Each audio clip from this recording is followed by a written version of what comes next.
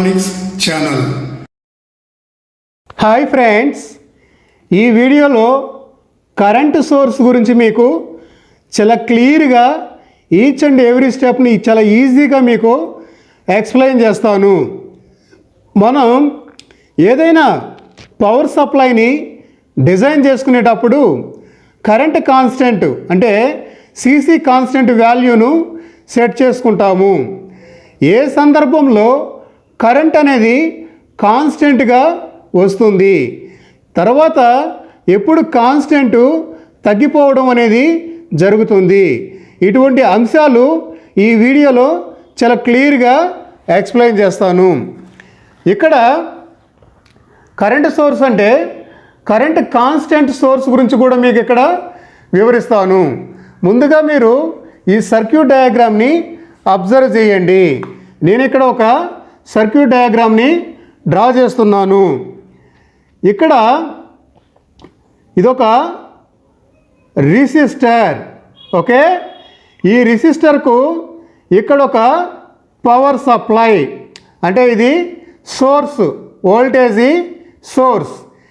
తర్వాత ఇక్కడొక దీనికి ప్యారలల్గా ఒక రెసిస్టర్ని కనెక్ట్ చేస్తున్నాను. ఎప్పుడు కూడా మనం కరెంటుని మెజర్ చేయాలి అంటే అమ్మీటర్ను లోడ్ రెసిస్టర్కు సిరీస్గా కనెక్ట్ చేయాలి. ఓకే, ఇది అమ్మీటర్ను ఈ యొక్క లోడ్ రెసిస్టెన్స్కు సిరీస్గా కనెక్ట్ చేసాము. దీనిని సోర్స్ రెసిస్టర్ అంటారు. ఇది ఆర్ఎస్తో సూచిస్తారు. ఇది సప్లై అంటే source voltage, VS source voltage. ఇది ఆర్ఎల్ అంటే లోడ్ రెసిస్టర్. ఇది ఐఎల్ లోడ్ కరెంటు. ఇక్కడ దీనిని మనం అంటే స్కెమెటిక్ సింబల్గా, సర్క్యూట్ సింబల్గా మనం తీసుకోవాలనుకున్నప్పుడు ఇక్కడ మనం ఒకటి గమనించాలి. దీనిని ఈ విధంగా రాసుకోవచ్చు. ఏ విధంగా అంటే ఇక్కడ ఇది కరెంటు సోర్స్, తర్వాత ఇక్కడ ఒక రెసిస్టర్ అనేది వస్తుంది. ఈ రెసిస్టర్ అనేది ఇది సోర్స్ రెసిస్టర్. ఇక్కడ ఒక రెసిస్టర్ వస్తుంది, ఇది లోడ్ రెసిస్టర్. దీనికి సిరీస్గా మనం అమ్మీటర్ని కనెక్ట్ చేస్తాము, కరెంటుని అంటే లోడ్ కరెంటుని మెజర్ చేయడానికి. ఇక్కడ చూసారా, ఈ సర్క్యూట్ యొక్క ఈక్వలెంట్ సర్క్యూటు ఇది. ఇక్కడ మనం వోల్టేజ్ సోర్స్తో ఈ సర్క్యూట్ని డ్రా చేసాము. ఇక్కడ ఈ యొక్క సోర్స్ రెసిస్టర్ అనేది వోల్టేజ్ సోర్స్కి సిరీస్గా ఉంటుంది. అలాగే ఇక్కడ ఈ యొక్క కరెంటు సోర్స్ డయాగ్రామ్లో ఈ సోర్స్ రెసిస్టర్ అనేది ప్యారలల్గా ఉంటుంది. నేను ఈ సర్క్యూట్ డయాగ్రాములతో మీకు చాలా క్లియర్గా ఎక్స్ప్లెయిన్ చేస్తాను. ముందుగా ఈ సర్క్యూట్ డయాగ్రామ్ని అర్థం చేసుకోండి. ఇది సోర్స్ రెసిస్టరు, ఇది లోడ్ రెసిస్టర్. అంటే దీనిని మనం వేరియబుల్ చేసుకోవచ్చు, ఇది వేరియబుల్ చేయాలి. ఇక్కడ మీరు జాగ్రత్తగా అబ్జర్వ్ చేసినట్లయితే ఈ వోల్టేజీ సోర్స్లో అంటే ఈ వోల్టేజీ సప్లైతో మనం డయాగ్రామ్ డ్రా చేసినప్పుడు ఈ యొక్క సోర్స్ రెసిస్టర్ సిరీస్గా ఉంటుంది. అలాగే లోడ్ రెసిస్టర్ కూడా దీనికి సిరీస్గానే ఉంటుంది. అంటే ఈ డయాగ్రామ్లో వోల్టేజీ అనేది మీకు డివైడ్ అవుతుంది. ఇక్కడ వోల్టేజీ డివైడ్ అవుతుంది.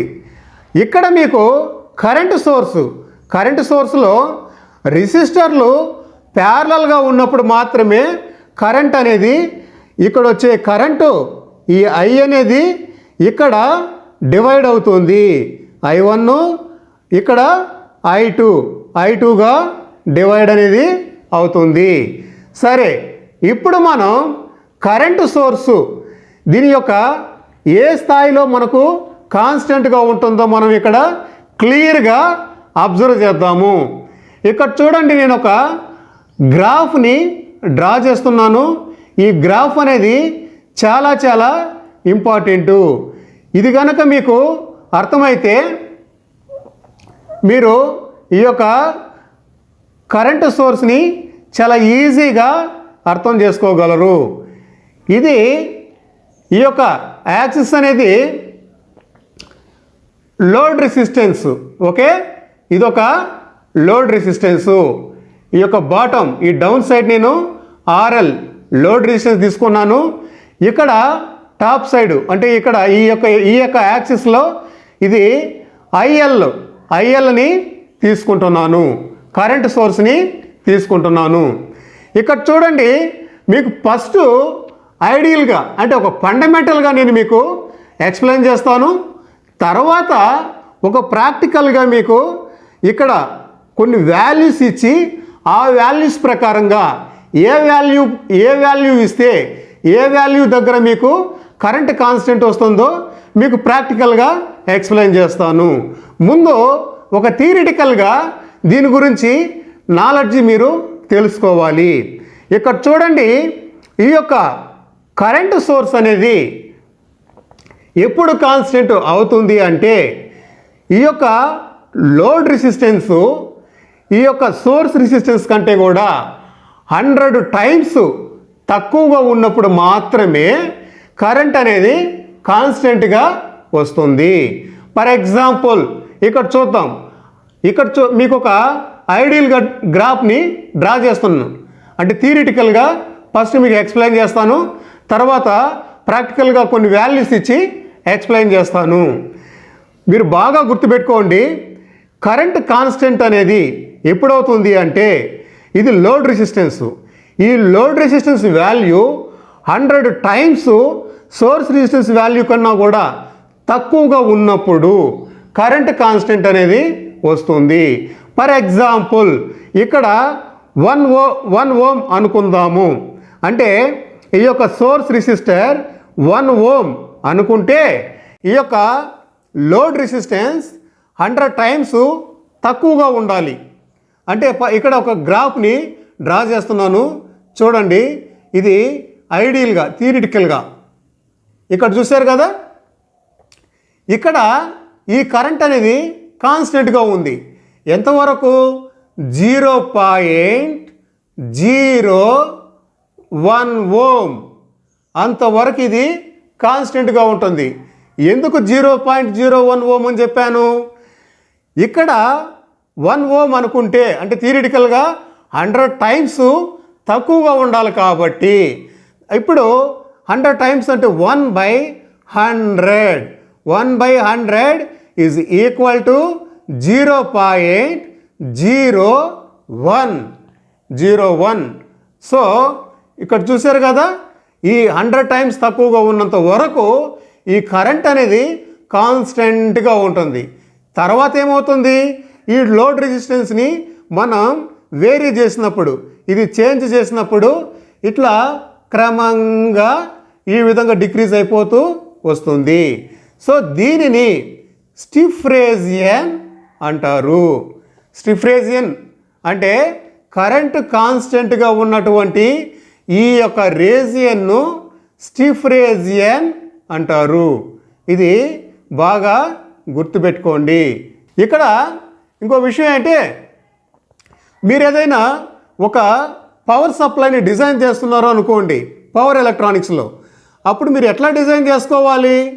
మీకు కరెంట్ కాన్స్టెంట్ అంటే సీసీ వాల్యూ ఎంత కావాలి, దానిని బట్టి మీరు లోడ్ రెసిస్టెన్స్ని ఎలా సెట్ చేసుకోవాలి, సోర్స్ రెసిస్టెన్స్ని ఎలా సెట్ చేసుకోవాలి, అసలు ఈ యొక్క ఈ సప్లైని ఏ విధంగా డిజైన్ చేసుకోవాలనేది మీకు ఒక ఐడియా వస్తుంది.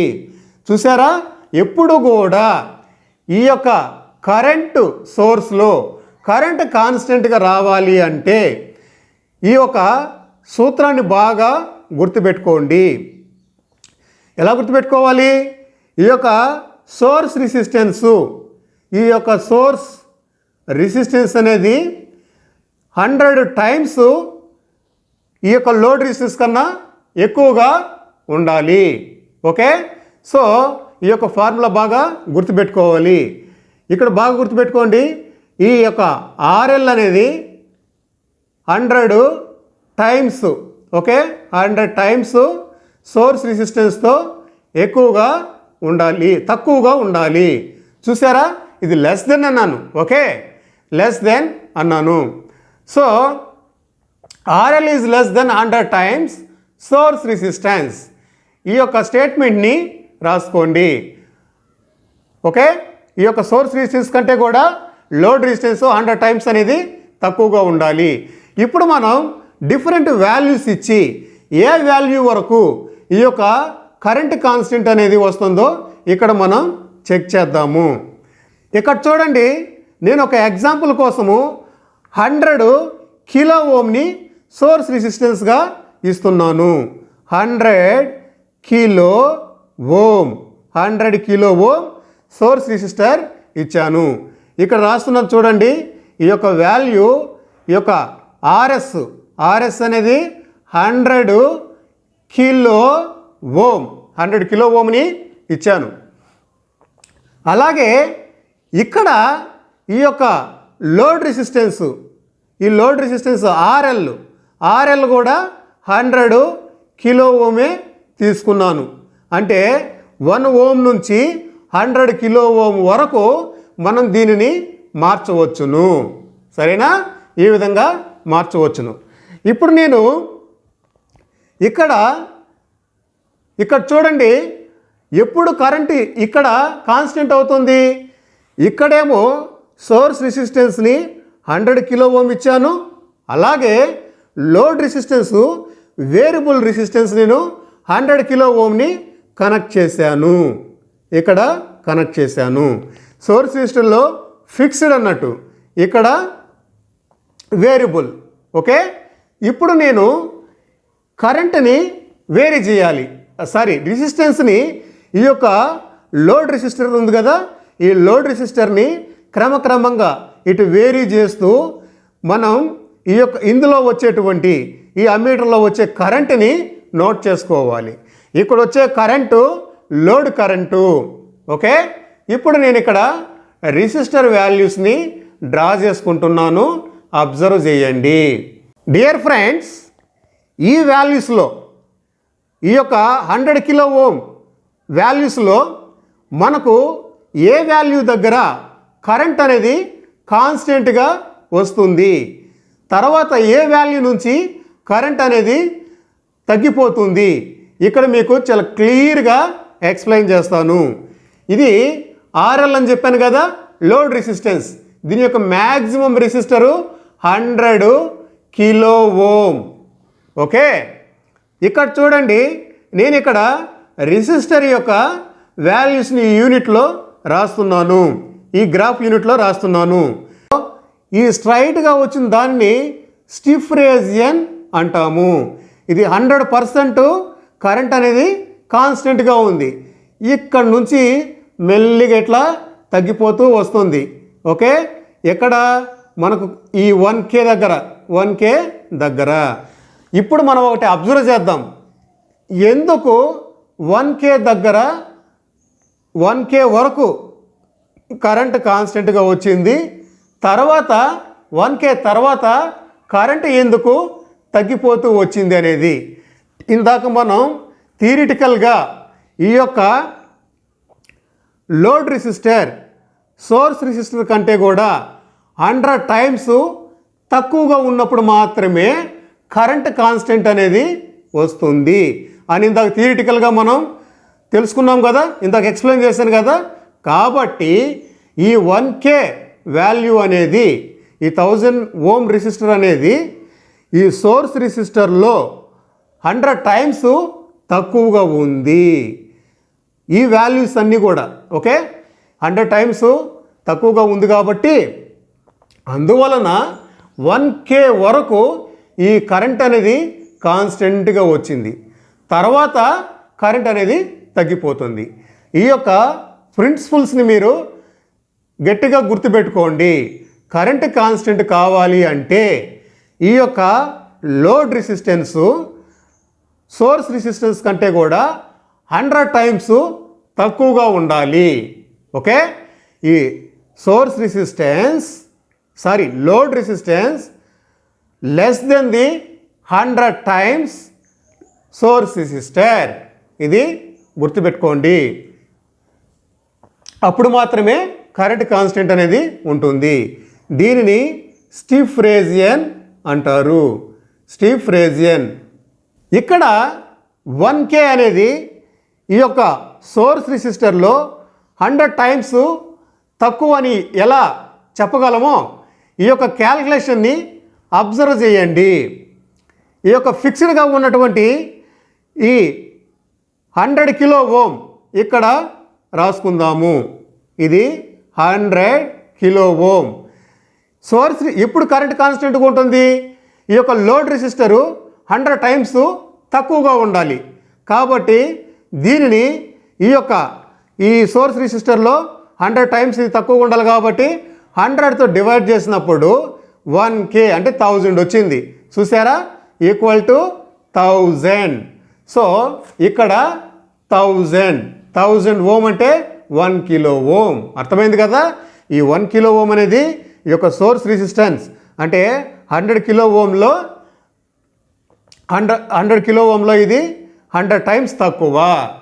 దీనిని బట్టి మీరు ఏ వాల్యూ అయినా కూడా డిజైన్ చేసుకోవచ్చు. ఇది ఒక ఎగ్జాంపుల్ మాత్రం మీకు ఇక్కడ వాల్యూస్ ఇచ్చి నేను ఎక్స్ప్లెయిన్ చేశాను. మీరు ఇక్కడ డిఫరెంట్ వాల్యూస్ని ఇచ్చి మీరు క్యాల్కులేట్ చేయొచ్చును. ఏ వాల్యూ అన్నా మీరు ఇవ్వండి.